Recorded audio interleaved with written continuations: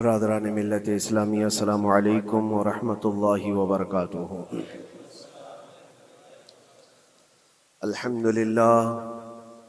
अल्हम्दुलिल्लाहिल हन्नानिल mannan अल्लज़ी खलक़ल इंसान व अल्लमहुल बयान वस्सलातु वस्सलामु अला रसूलिही सय्यिदिल इंसी वल जान व अला आलिही व अस्हाबिही ज़विल खैरि वल इहसान अम्मा बअद फ़अऊज़ु बिल्लाहि मिनश शैतानिर रजीम बिस्मिल्लाहिर रहमानिर रहीम। इन्नल्लाह ला युग़य्यिरु मा बिक़ौमिन हत्ता युग़य्यिरू मा बिअन्फुसिहिम व इज़ा अरादल्लाहु बिक़ौमिन सूअन फ़ला मरद्द लहु सदक़ल्लाहु मौलानाल अज़ीम। बारगाह रिसालत में आप सल्लल्लाहु अलैहि वसल्लम में दुरूद पाक का हदिया पेश करें। अल्लाहुम्मा सल्लि अला सय्यिदिना मुहम्मदिन मअदनिल जूदि वल करम व आलिहि व अस्हाबिहिल किराम व इब्निहिल करीम व बारिक व सल्लिम सलातन दाइमतन सरमदन अबदा। हालात ज़माना के एतबार से और हमारी हालतों के एतबार से एक बहुत ही उम्दा शेर है जो बिल्कुल सादिक आता है। क़ुव्वते फ़िक्र अमल पहले फ़ना होती है, क़ुव्वते फ़िक्र अमल पहले फ़ना होती है जब किसी कौम की शौकत पे ज़वाल आता है। यूं ही कोई कौम नहीं मरती, किसी कौम के ऊपर ज़वाल आता है तो सबसे पहले उस कौम के अंदर सोचने समझने की सलाहियत ख़त्म हो चुकी होती है, तब जाकर के ज़वाल आता है। आज इस शेर को मैं पढ़ता हूँ तो महसूस होता है कि हमारी कौम पर यह शेर सादिक आता है। क़ुव्वत फ़िक्र और अमल ये पहले रुखसत हो गई है जिसकी वजह से ये ज़वाल आ रहे हैं। लोग अब हादसों पर बैठ करके चर्चा करते हैं, हादसा होने से पहले जो फिक्र होनी चाहिए वो मफकूद है। घर जलने के बाद फिर मीटिंग करने का मतलब क्या है? उससे सेफ्टी के लिए पहले से इंतजामात हों तो उसको लायक व फायक और दानिशमंदी समझा जाएगा। आज के वही हालात है मेरे अजीजों। आपको पता है कुछ कौमें ऐसी हैं जो फ्यूचर प्लानिंग के लिए 100 साल के बाद का सोचती हैं, जबकि ये इस्लाम का हिस्सा था। नबी कौनैन सल्लल्लाहु अलैहि वसल्लम ने 1400 साल बाद होने वाली चीज़ों की पेशेनगोई फरमाई कि नहीं फरमाई? अल्लाह के नबी सल्लल्लाहु अलैहि वसल्लम ने 1000 साल बाद पैदा होने वाली चीज़ों को पहले से बताया था कि नहीं? ये सारी चीज़ें नबी आखिरुज़्ज़मान सल्लल्लाहु अलैहि वसल्लम ने जो बताया, मतलब यही था कि उस वक्त के लोगों को ज़रूरत तो नहीं थी उन हालात की, फिर भी हुजूर उनको बता रहे थे सहाबा को। आज जो चीज़ें पैदा होने वाली हैं वो रसूल पाक को पता था, 1000 साल बाद होने वाली चीज़ें, लेकिन उस वक्त के सहाबा को ये बातें क्यों बताई जा रही थी? उनके हालात तो उस वक्त के नहीं थे वैसे। उसके बावजूद नबी पाक सल्लल्लाहु अलैहि वसल्लम ने उनको 1000 साल बाद होने वाली चीज़ों की बातें इसलिए बताई कि ये दीन इस्लाम फ्यूचर प्लानिंग के लिए कितना एक्टिव है ये समझो।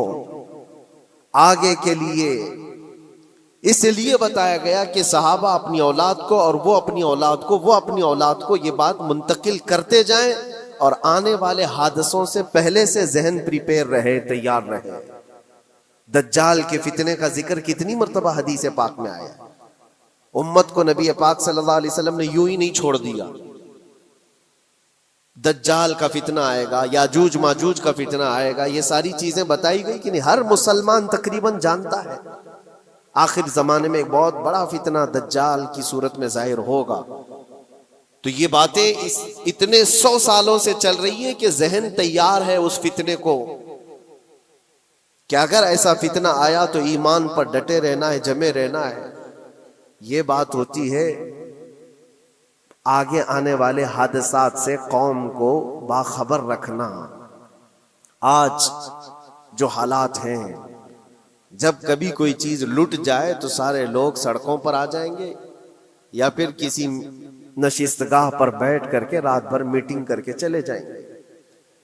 यह हादसे होने के बाद के जो हालात हैं ये वही चीजें दर्शा रही हैं कि कुव्वत फिक्र अमल फना हो गई है। क़ियादत हमारे यहाँ मफकूद है, किसी एक कायद के तहत कोई सारी कौम आना नहीं चाहती। आप क्या समझते हैं कि जो हमारे साथ हालात पेश आ रहे हैं, कभी मस्जिदों को लेकर, कभी खानकाहों को लेकर, कभी बुजुर्गों के नाम को लेकर, अब हमारे वक्फ की जायदाद को लेकर, ये सारे जो मामलात हैं ये अचानक आने वाली चीजें नहीं है।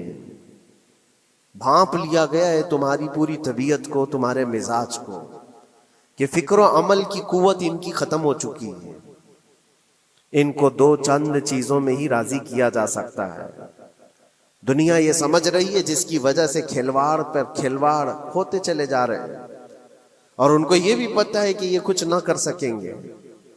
मेरे अजीजों, आप नाउम्मीद और मायूस ना हो कि हमसे कुछ नहीं होगा।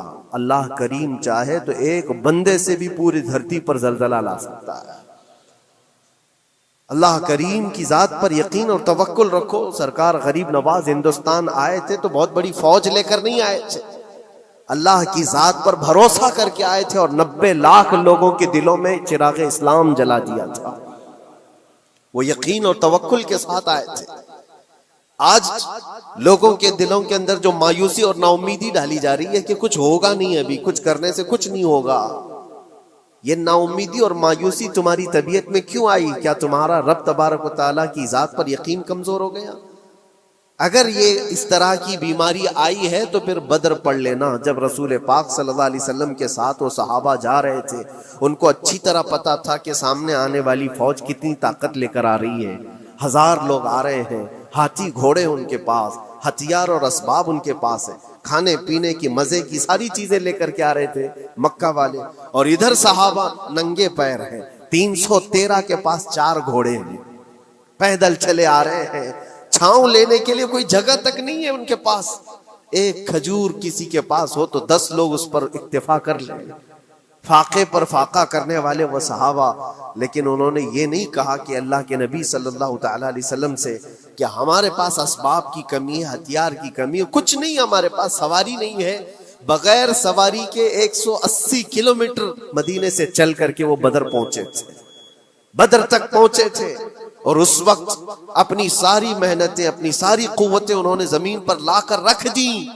फिर बदर के मैदान में जब पहुंचे तब अल्लाह करीम की बारगाह में दुआ किया था मेरे मुस्तफ़ा ने, ऐ अल्लाह, अगर इस निहत्ती कौम को तूने फतह नहीं दी तो फिर क़यामत तक इस रुए जमीन पर सजदा करने वाला कोई नहीं होगा। ये महबूबाना अंदाज था मेरे मुस्तफ़ा का। वो दुआ मदीने में बैठ करके भी तो कर सकते थे। 180 किलोमीटर दूर इतनी मुसीबत में धूप में चल करके जाने की क्या बात थी? नंगे पैर सहाबा गए हैं, फाके पर फाका किए हुए। वो मदीने में बैठकर दुआ करते तो क्या रहमतुल लिल आलमीन की दुआ कबूल नहीं होती? लेकिन मुस्तफ़ा करीम सल्लल्लाहु अलैहि वसल्लम ने ये मिजाज दिया है, पहले फिक्र अमल मैदान में लाओ, फिर दुआ करो, अल्लाह की मदद आती है। यहां हम बैठ करके यहीं से दुआ करते हैं, कुछ करना नहीं है, बदलना नहीं है, और फिक्र अमल को लाना नहीं है, तो फिर सिर्फ यहां बैठ करके दुआ करना, ये तो मेरे अजीजों औरतों को इससे जिम्मेदारी दी गई है कि तुम मैदान अमल में आ नहीं सकती, तुम अपने घरों से दुआ करो अपने भाइयों के लिए। लेकिन ये काम तो अब सारे मर्दों ने भी ले लिया है।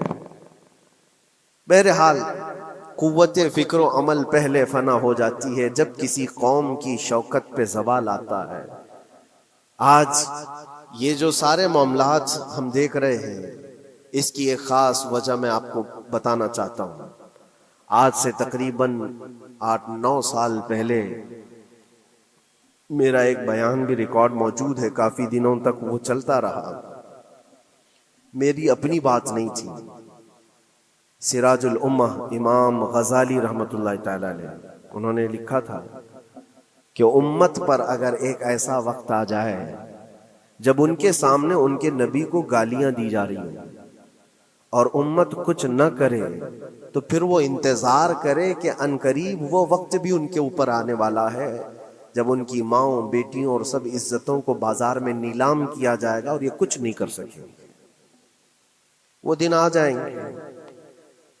बेसिक वजह वहां से शुरू हुई कि लोग अपने ऐश और इशरत में कुछ कमी ना कर सके। बारगाह मुस्तफ़ा सल्लल्लाहु अलैहि वसल्लम की गुस्ताखियां खुलेआम होती रही और उस पर हम लोग जिस तरह के हालात देखते रहे। बहुत सारे लोग तो मुझको ये कहते थे, मुझसे ये कहते थे, क्या जरूरत है आपको बोलने की, हालात देख नहीं रहे आप? जालिमो, तुमको अगर कोई छोटी सी माँ की गाली दे दे तो तुम बिफर जाते हो और उसके ऊपर आसमान तोड़ने की बात करते हो। और हम अपने नबी पाक सल्लल्लाहु अलैहि वसल्लम से करोड़ों माओं से ज्यादा मोहब्बत करते हैं। उस रसूल पाक सल्लल्लाहु ताला अलैहि वसल्लम पर कोई भौंकता रहे और उसका जवाब न दो, तुम ये कहते हो मसलहत है, हालात ऐसे हैं। तो फिर अपना ये लिबास बदल लेना चाहिए, अपना नाम बदल देना चाहिए। फिर इस दायरा इस्लाम में रह कर के मतलब क्या है? इसीलिए इकबाल ने 100 साल पहले एक मिजाज दिया था, ईमान है क्या चीज, इस्लाम है क्या चीज। तुम क्या समझते हो दाढ़ी टोपी और जुब्बे कुब्बे का नाम इस्लाम है? इस्लाम क्या है? इकबाल ने कहा था कि बारगाह मुस्तफ़ा सल्लल्लाहु ताला अलैहि वसल्लम के कदमों तक अपने आप को पहुंचा दो, यही दीन है, यही दीन है। गर्भ न रसीदी तमाम अबू लहबीस, और अगर तुम वहां तक नहीं पहुंच सके तो जिंदगी अबू लहब की तरह। दीन ये है, आबरूए मां जनाम मुस्तफास्त, हम सब की इज्जत और आबरू हुजूर के नाम से जुड़ी हुई है, उनके नाम से जुड़ी हुई है हमारी इज्जत और आबरू। और तुम उस नाम की हिफाजत नहीं कर सकोगे तो आगे ये सब चीजें आने वाली हैं जो आ रही हैं। आज लोग आज वावेला मचा रहे हैं। ये बात याद रखना, शैतान कभी फजर की नमाज के लिए उठा नहीं सकता, और अगर उठा रहा है तो फिर उसका कोई मकसद है। शैतान और नमाज, आज सत्ता उनके पास है, ताकत उनके पास है, हुकूमत उनके पास है, डिपार्टमेंट उनके पास है, सब कुछ, जुडिशरी, हर चीज उनके पास हो। वो क्या कर रहे हैं उससे मुझे मतलब नहीं। मैं आपसे ये पूछना चाहता हूं, मुझे रहजनों से गरज नहीं, तेरी रहबरी का सवाल है। तुम खैर उम्मत हो, रसूल पाक की उम्मत में हो, तुम्हारी भूमिका जिसको कहा जाता है, तुम्हारी यहाँ पर जिंदगी के मामलात, ये बहुत ज्यादा अहमियत के हामिल हैं। तुम कैसे बन सकते हो आज? इसीलिए कुरान पाक की आयत मैंने शुरू में तिलावत की। रब्बुल जलाल फरमाता है, इन्नल्लाह ला युगय्यिरु मा बिकौमिन हत्ता युगय्यिरु मा बिअनफुसिहिम, बेशक अल्लाह ताला उस वक्त तक किसी कौम की हालत नहीं बदलता जब तक वो कौम खुद अपनी हालत बदलने की कोशिश नहीं करती। जब तक अपनी हालत बदलना नहीं चाहते उस वक्त तक अल्लाह तबारक व तआला नहीं बदलेगा। व इज़ा अरादल्लाहु बिकौमिन सूअन फला मरद्द ला, और अल्लाह ताला का ये जलाल भरा इरशाद तो सुनो। ये 13वें पारे की सूरह राअद की आयत है।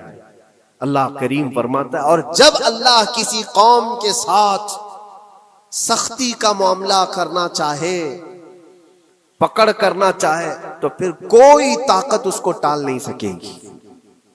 रब तबारक व तआला जब किसी कौम पर अजाब लाना चाहे तो कोई उसको टाल नहीं सकेगा।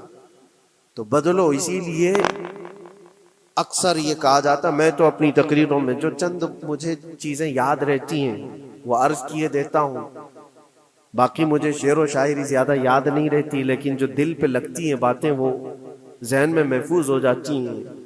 किसी शायर ने कहा था, जगह जगह के थक चुके हैं तुम्हें ये हंगामे, नशाते लज्जते ख्वाबे गिरां बदल डालो। क्या मतलब है? रोज एक एक हंगामा होता है, तुमको जगा रहा है, उठ जा ए मुसलमान, उठ जा। नशाते लज्जते ख्वाबे गिरां बदल डालो, लंबी नींद सोने की जो आदत पड़ी हुई है इस मजे को बदल डालो। गलत रवि से मनाजिल का बौद बढ़ता है, मुसाफिरों रविशे कारवां बदल डालो। शायर ने कहा है, इधर उधर की लय में चलते रहोगे तो मंजिल लंबी हो जाएगी। जिस रास्ते पर तुम्हें चलना है, अगर बार बार इधर उधर मुड़ते रहोगे, गलत रवि इसको कहते हैं, गलत चलने से मनाजिल का बोध बढ़ता है, मंजिल लंबी हो जाती है, जहां पहुंचना था वहां पहुंच ही नहीं पाओगे। इसीलिए शायर कहता है, मुसाफिरों रविशे कारवां बदल डालो, काफिले के चलने का जो तरीका है इसको बदल लो तुम। ये पूरी की पूरी बात हम पर फिट होती है। चलने का अंदाज बदल डालो है नौजवानों। जहां किसी के घर में आग लगी वो धुआं उठ रहा हो, और अगर कोई नौजवान अंदर बैठ करके ये कहता हो कि ये सावन का मौसम है या फिर ये अबरे रहमत है, तो उसकी सोच पर हम क्या कहें। जहां आज पूरी कौम कसम पुरसी के आलम में हो, उम्मत मोहम्मदिया के ये हालात आज देख रहे हैं, रोजाना देख रहे हैं। तुम शेयर तो करते हो, हर जगह शेयर करते हो, और सारे रील्स पर तुम जो देखते हो हंगामे रोज, सिर्फ हिंदुस्तान के नहीं पूरी दुनिया भर के फिलिस्तीन के मजलूम बच्चों की लाशें देखते हो और शेयर करके आगे बढ़ जाते हो। उनकी चीखें, उनके दाग के मलबे, उनका ढेर, उनके तबाह बर्बाद घर, एक एक कब्र में 80 लोगों की लाशें, ये सब क्या तुम नहीं देखते? शेयर करके आगे बढ़ जाते हो। यही तो हंगामे हैं जो तुम्हें दगा रहे हैं। जगह जगह के थक चुके हैं तुम्हें ये हंगामे खुद ही थक गए। ये उठता नहीं है, उठता नहीं है। एक दौर वो था 100 साल पहले का, जब यहां पर मौजूद अंग्रेज इस कौम को देखकर ये कहने पर मजबूर हो गया था, ये फाका कश मौत से डरता नहीं, जरा भूखों पर भूखा रहता है लेकिन मौत से डरता नहीं। रूह मोहम्मदी इसके बदन से निकाल दो। रूह मोहम्मदी इनके बदन में थी। अंग्रेज थरथराते थे। इस कौम का कोई जवाब ही नहीं है। सबसे ज्यादा अगर किसी चीज से डराया जा सकता है तो मौत से, और ये कौम ऐसी है कफन तो अपने कंधे पर लेकर घूमती है, जहां मौत आ जाए सो जाए। ये फाका कश मौत से डरता नहीं जरा। रूह मोहम्मदी इसके बदन से निकाल दो। ये किसकी बात थी? अंग्रेजों की बात थी। और आज हालात बदल गए। सारा का सारा जमाना तुम पर आज भूखे भेड़िया की तरह झपट पड़ा हुआ है। और इन हालात में मैं आपसे सवाल करता हूं, एक तरफ तेज आंधियां चल रही, एक तरफ घर के अंदर आग लगी हुई, एक तरफ भूख और प्यास की शिद्दत सता रही हो, एक तरफ तुम्हारे भाई बहनों की बीमारियां सता रही हो। जब इतने सारे मामलात हो तो ऐ नौजवानों बताओ तुम क्या करोगे उस वक्त? रात भर बैठकर गेम खेलोगे? क्या ये गेम खेलने का वक्त है? उस नौजवान पर क्या ये अफसोस नहीं होता कि उसके पूरी उम्मत के हालात ऐसे हैं कि बच्चों की चीखें निकल रही हैं और इसको पबजी से फुर्सत नहीं है, रील बनाने से फुर्सत नहीं है, ये मुजरे करता हुआ घूम रहा है। मस्जिदें वीरान क्यों है, खाली क्यों है? तुमने मस्जिदों को वीरान रखा तो मस्जिदें तबाह होने शुरू हो गई, दूसरों की नजर होने लग गई और इस पर लोगों की गलत नजरें पड़ने लग गई। आ जाओ ऐ मुसलमानों, मेरे मुस्तफ़ा करीम सल्लल्लाहु तआला अलैहि वसल्लम की हिदायत पर एक बात चैलेंज के साथ कहता हूं। तुम्हारा नाम अगर नबी पाक सल्लल्लाहु अलैहि वसल्लम के नाम से जुड़ा है तो ये चैलेंज के साथ मैं कहता हूं, इस रहती दुनिया में तुम्हें पूरी ताकतें मिलकर वो इज्जत नहीं दे सकती जो मेरे मुस्तफ़ा के कदमों की वाबस्तगी देगी। कोई तुम्हें इज्जत नहीं दे सकता। तुम्हें वहीं आना पड़ेगा, उसी पॉइंट पर आना पड़ेगा जहां पहुंच करके खालिद बिन वलीद ने इज्जत पाई थी।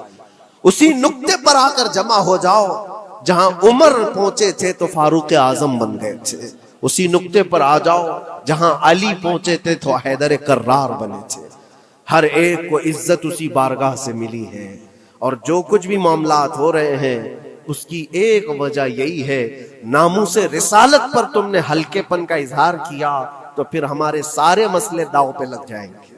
सारे मसले, ये तो वक्फ है, अभी देखो आगे कल तुम्हारी अजानें निशाने पर हैं, तुम्हारी जमात की नमाजें निशाने पर हैं, तुम्हारी मस्जिदें भी निशाने पर हैं कि तुम अपने घरों पर भी जुमा पढ़ सकते हो, छतों पर भी नमाजें पढ़ सकते हो। ये सब मामला आएंगे।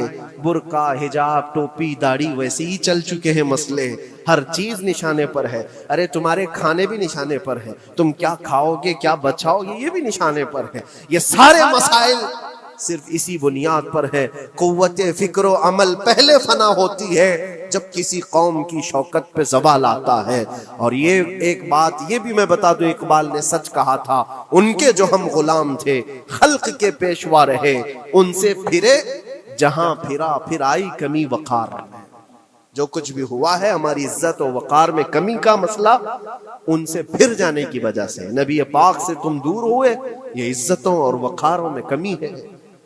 अजीब सी बात नहीं है, ये दोगलापन नहीं है।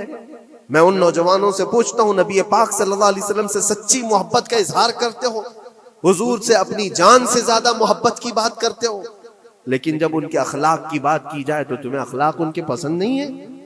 हुजूर पाक का चेहरा नहीं पसंद है, हुजूर पाक के लिबास तुम्हें नहीं पसंद है, तो फिर कौन सी मोहब्बत की बात करते हो? अल्लाह के रसूल सल्लल्लाहु ताला अलैहि वसल्लम से तुम बेइंतहा मोहब्बत की बात करते हो, फिर वो मोहब्बत का तकाजा ये है कि तुम्हारी जाहिरी जिंदगी में भी तो नजर आए कुछ।